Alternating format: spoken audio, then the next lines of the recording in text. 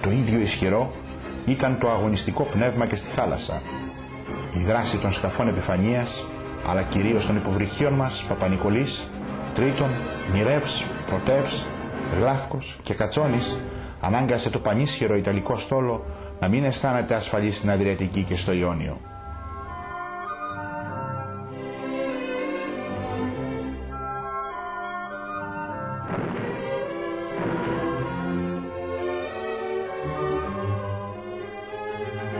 Η πολεμική αεροπορία με τα ελάχιστα απαρχαιωμένα αεροσκάφη δεν υπολόγισε σε καμιά φάση του πολέμου τη συντριπτική υπεροχή των Ιταλών.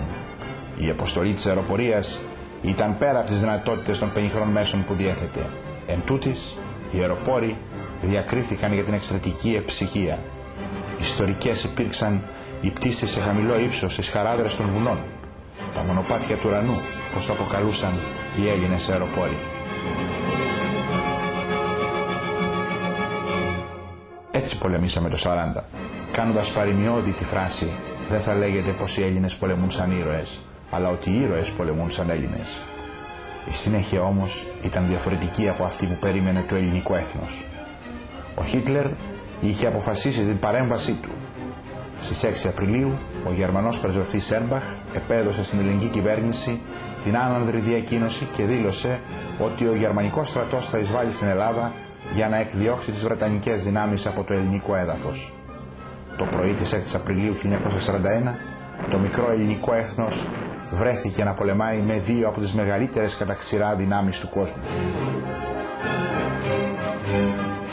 Με τα πενιχρά μέσα, αλλά με υψηλό ηθικό και αποφασισμένες να υπερασπιστούν την πατρίδα, οι ελληνικές δυνάμεις επιδόθηκαν στον αγώνα, αψηφώντας την υπεροχή σε αριθμό και μέσα του σιδηρόφρακτου εχθρού. Οι Γερμανοί βρέθηκαν προεκπλήξεως όταν προσέκρουσαν σε στεναρή αντίσταση των Ελλήνων μαχητών.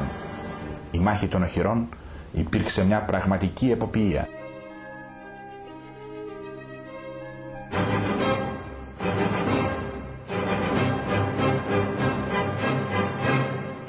Η μάχη συνεχίστηκε στην Κρήτη. Η επίθεση κατά του νησιού άρχισε το πρωί της 24ης Μαΐου. Η αντίσταση των υπερασπιστών της νήσου κάμφθηκε στις 27 Μαΐου. Στις μάχες διακρίθηκαν ιδιαίτερα οι κάτοικοι του νησιού που με ό,τι μέσα διέθεταν πολέμησαν με αυταπάρνηση κατά των Γερμανών.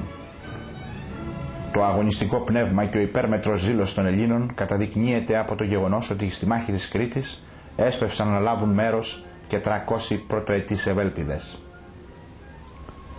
Η αντρία και το πείσμα των Ελλήνων ήταν τέτοια που ακόμα και ο Χίτλερ δήλωσε: «Η ιστορική δικαιοσύνη με υποχρεώνει να διαπιστώσω ότι από όλους τους αντιπάλους που αντιμετωπίσαμε, ο Έλληνας στρατιώτης ιδίως πολέμησε με ύψιστο ηρωισμό και αυτοθυσία». Η συμμετοχή της Ελλάδας στο Δεύτερο Παγκόσμιο Πόλεμο και η προσφορά σε θυσίες και αίμα στον αγώνα εναντίον της βίας και της βαρβαρότητας δεν σταμάτησε με την κατάληψή της από τους Γερμανούς το Μάιο του 1941, αλλά συνεχίστηκε μέχρι το τέλος του πολέμου. Αξιόμαχες ελληνικές ένοπλες δυνάμεις συγκροτήθηκαν στη Μέση Ανατολή από αξιωματικούς, υπαξιωματικούς και οπλίτες που είχαν διαφύγει από την κατεχόμενη Ελλάδα και Αιγυπτιώτες Έλληνες.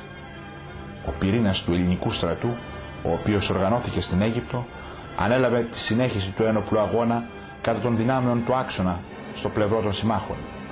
Ο ελληνικός στρατός Μέσης Ανατολής συγκροτήθηκε στις 15 Ιουλίου 1941, αποτελούμενος από 2 ελληνικές ταξιαρχίες και από τον ανεξάρτητο Ιερό Λόχο, και έλαβε μέρος με επιτυχία στις κορυφαίες συμμαχικές επιχειρήσεις εναντίον των δυνάμεων του άξονα.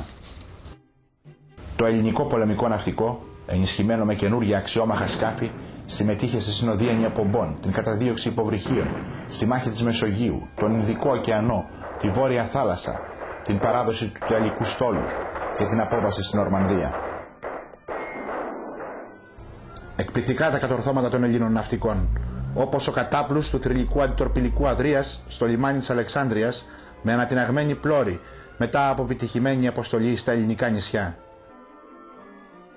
Παράλληλα, η ελληνική πολεμική αεροπορία, ενισχυμένη με σύγχρονα αεροσκάφη και άριστους χειριστές, έπαιξε καταλυτικό ρόλο στην προέλαση των συμμαχικών στρατευμάτων και έδρασε με επιτυχία στους ουρανούς της Αφρικής, Ιταλίας, Ιουγκοσλαβίας και της κατεχόμενης Ελλάδας. Το 1942 η πρώτη ελληνική ταξιαρχία συνέβαλε αποφασιστικά στην αίσια έκβαση της μάχης του El Alamein στη Βόρεια Αφρική. Ο Βρετανός στρατηγός Μοντγκόμερι είπε «Τα εξαίρετα στρατεύματά σας ανταποκρίθηκαν πάντοτε σε ό,τι τους ζητήθηκε και η αντρία τους στα πεδία των μαχών προκάλεσε τον θαυμασμό των δυνάμεων της Βρετανικής Αυτοκρατορίας». Ο Ιερός Λόγος διακρίθηκε στις επιχειρήσεις στην Τινησία και στα νησιά του Αιγαίου. Το 1944 η Τρίτη Ορεινή Ταξιαρχία συμμετείχε στις επιχειρήσεις των συμμάχων στην Ιταλία και συγκεκριμένα την απελευθέρωση της πόλεως του Ρίμηνη.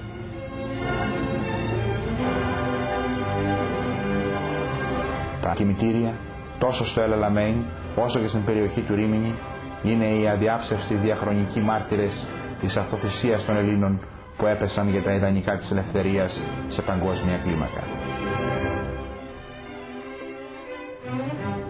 Από την άνοιξη του 1944 άρχισε να διαφαίνεται ότι η πλάστιγγα του πολέμου έκλεινε οριστικώς υπέρ των συμμάχων. Στις 18 Οκτωβρίου του ίδιου έτους η ελληνική κυβέρνηση επέστρεψε στην απελευθερωμένη Αθήνα. Ο Πρωθυπουργός Γιώργος Παπανδρέου ύψωσε στην Ακρόπολη την ελληνική σημαία του θωρηκτού Αβέροφ, η οποία δεν είχε ποτέ υποσταλεί.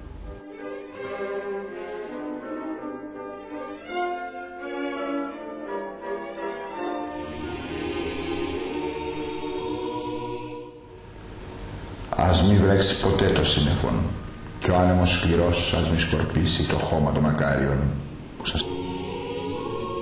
Ας το δροσίσει πάντοτε με τα αργυρά της δάκρυα η ροδόπεπλος κόρη και αυτού ας ξεφυτρώνουν αιώνια τα άνθη. Ω γνήσια της Ελλάδος τέκνα, ψυχέ που επέσετε στον αγώνα ανδρίος, τάγμα εκλεκτών ηρώων, καύχημα νέων.